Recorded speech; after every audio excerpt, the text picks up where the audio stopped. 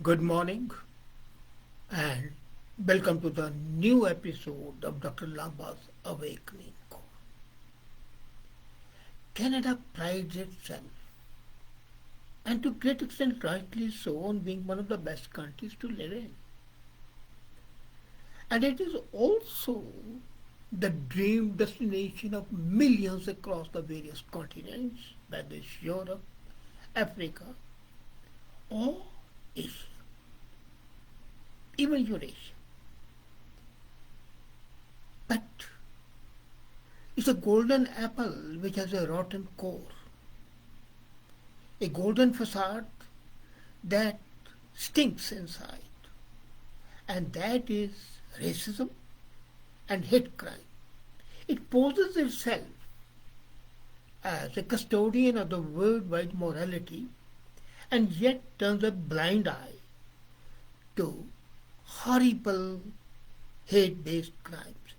And according to Stats Canada, it's a government document, properly documented, released in August this year, as late as that.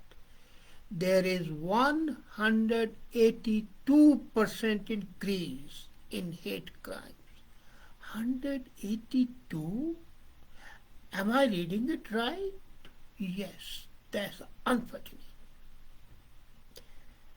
And if you look at the last year, 2021, this year yet 3 months have got to go.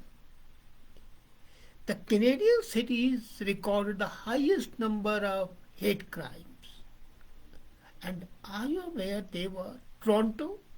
There were 779 hate crimes. Vancouver, 429. Montreal, 260. Ottawa, 260. Calgary, 139. And these are the figures by Stats Canada. Can anybody imagine that to be so? And then it's not to say that Calgary or Ottawa are better than Toronto are. No. For the simple reason, these are the total crime. But look at the population. Calgary's population is just a fraction of Toronto's population. So is that of Ottawa, minuscule population as compared to Toronto. So the crimes are less there. It's not because the people there are more gentle or the hate is not there or racism is not. No. It's because there is a less number of people, so less crime. And then this is the totality. Look at the crimes targeting the South Asian population in 21%. There was 21% increase in crimes against South Asians. South Asians have been all the time, as has others been. The Chinese are Chinks and the Hollow-eyed. The Japanese were incarcerated during the Second World War. They were citizens of Canada. But because they belonged originally to Japan, they were deemed to be enemies. And this sharp increase in hate crimes on the basis of data provided by Stats Canada shows there's something wrong. And that's why the government of India issued an advisory to its citizens in Canada to be careful. And that tells a tale. Now why are these crimes? Let's see first. The hate crimes based on race and ethnicity have increased. As I said, the Stats Canada's data shows 182% increase and a 27% increase in hate crimes since 2020. A report by Canadian Centre for Justice and Community Safety further adds that all provinces and territories reported a number of hate crimes in 2021 to be increased except one province, Yukon, where the figures remain the same. And most hate crimes targeting religion are there and the targeting of religion is 67%, including Jews, Muslim, Catholics, Hindus. But unfortunately, the crimes against the Hindus have not been counted by Stats Canada because they think it not to be crime to condemn a Hindu or to criticize a Hindu or to destroy and deface a Hindu temple. Recently, Swaminarayan Mandir temple in Vaughan, a suburb of Toronto, was vandalized. A park named after Gita, the holy book of Hindus, was vandalized, the sign was vandalized. And then it was whitewashed, saying that it has been removed and it will be fixed up. That was an absolute whitewashing of the crime. As I said, crimes against Hindus have till now not been deemed to be crimes. Coming to this, the hate crime, as I said, increased for religion 67%. Sexual orientation, whether you are transgender or LGBT or whatever, they have increased 64%. And this is at the national level. And there are more incidents targeting race or ethnicity. You are a South Asian, Paki, you are a Chinese, and so on. And that's increased by 6%, luckily. Among the population being targeted by the crime motivated by the hate or race, there is an increase of 21%. And as I said, 21% increase in South Asian. I'm talking of South Asian. In 2019, there were 81 incidents. And in 2021, 2 years, they increased to 164 incidents. And much of the rise in the hate crime targeting say is a result of the more crimes being reported, and they are targeting all populations, and there is a sharp increase. The question arises, is there somebody responsible? Yes. That too. Let's not forget that, for example, South Asians, India is home to 16 million people of Indian origin or non-resident Indians. And the baggage they had in India, they have brought it here in this country. So this is a strange phenomena here. So South Asians are fighting between themselves. The Hindus and the Sikhs hate Muslims. Muslims and Sikhs hate Hindus. So it's a tripartite fight, and one side fluctuating, sometimes in favor of one, the other side in favor of two. As I said, this is, as Mr. Singh Jaspal had made a comment, that all the people who have come here have brought their complete baggage. They did not leave anything. They did not leave their prejudices, their enmities, their anger, their resentment at home, and they brought it here. That would not have been a problem, but the politicians here made use of that. A number of politicians in two federal parties used Khalistanis to promote their standing and to consolidate their vote banks. The other party, the third party, the Conservatives, did not do so, but they did not even openly condemn it because their hope was that though this bank is consolidated in favor of the two parties, maybe some people will come out to the Conservatives.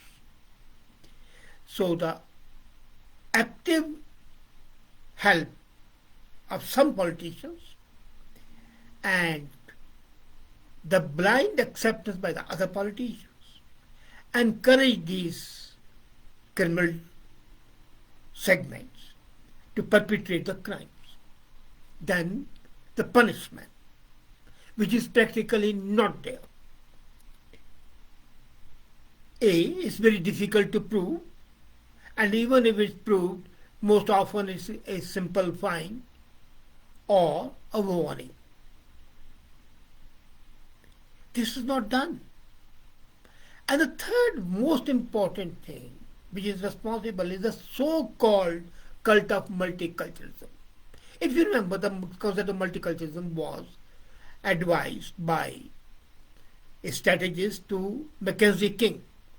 Now, Mackenzie King did not accept it because he said it will be divisive. A Canadian is a Canadian and not Indo-Canadian, German-Canadian, Portuguese-Canadian, Ugandan-Canadian, Pak-Canadian, and so on. That was a very sensible approach.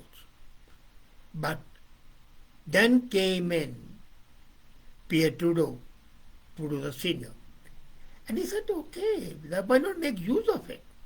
So he consolidated this multiculturalism as a refinement of divide and rule. Promote one group at the cost of another. Two things. One, you are building ghettos. And those ghettos with a majority of one group would be your permanent safe riding. And that's exactly what happened.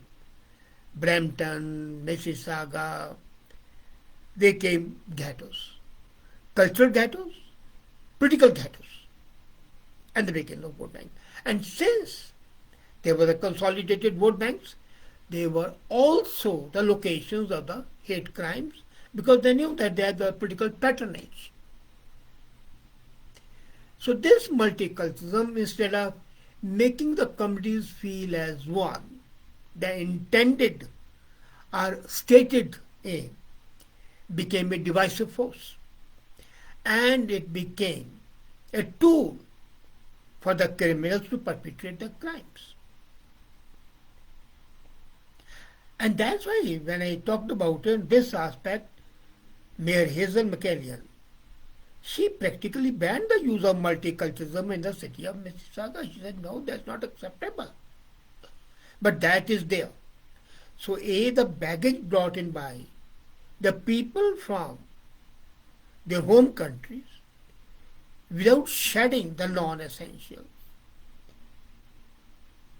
was one primary responsible. Then aid, assistance, or at least the winking. Okay, you do what you think, Baba. We will not intervene. Imagine the sword fights take place inside a Gurdwara and the police doesn't take an action because it will be violating the religious sanctity. Bullshit. Law is always supposed to be superior to the religious sentiment, and law must be adhered to, period. A criminal cannot go to a church to escape, but there have been cases. A person was ordered to be deported. He went into a church, and for years together he lived there, and nobody could help it. That mentality has got to change.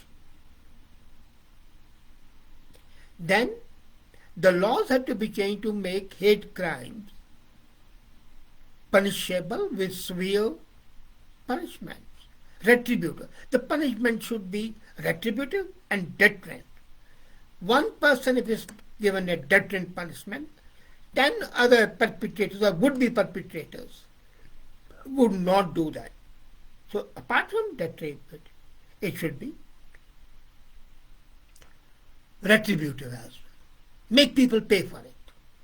The people who are guilty must pay for it. But then unfortunately that doesn't happen.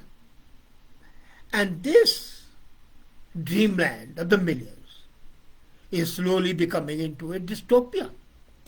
The utopia turning into a dystopia is the most depressing, sorrow-causing, dejecting, matter that can happen anywhere. And this land, blessed with a huge natural resources, excellent water, great climate, has been the scene of persecution and oppression of the native Canadians, the First Nations, and that hasn't come to an end with all the talk of the national reconciliation, which is absolutely an eyewash. The new crimes which are coming up to the other people, other races, other religions, show that materially the things have not changed. The targets might have changed, but the actions haven't changed, and the fear is that the cohesiveness would be lost, that this dream would become, if the things continue the way they are, a nightmare. And the laws being soft here, the lumpen elements will take undue advantage of it. Are we ready for that? Or do we want to change? If we want to change, then we have got to ensure that the lumpen elements who indulge in hate crimes, who indulge in my religion is better than your religion, because the government of India is ruled by BJP, therefore all Hindus are my enemies. Although my gurus venerated their gods, worshipped them, and my holy book may be full of praise for them, I would not accept it. I want my own country, but not where the problem is. They want their Khalistan here. And that's not only Khalistan. The Iranians are being terrorized, oppressed, and then you see a hijab carrying woman, you target her. That's a hate crime. And if a politician is honest, he's punished. When Jason Kenney and Harper said that burqa is a brutal practice, which it is. Not hijab, but burqa is. People started a crusade against them. And they were justified. People, not people, but the politicians, they were being honest. And they paid for their honesty. So that's why that taught a lesson to other politicians not to be honest and not to protect people. These rising hate crimes, these rising cases of racism, these rising cases of religious rivalry are signs of a very dangerous future. As I said, signs of a dream turning into a nightmare. Let people wake up before it's too late. Thank you.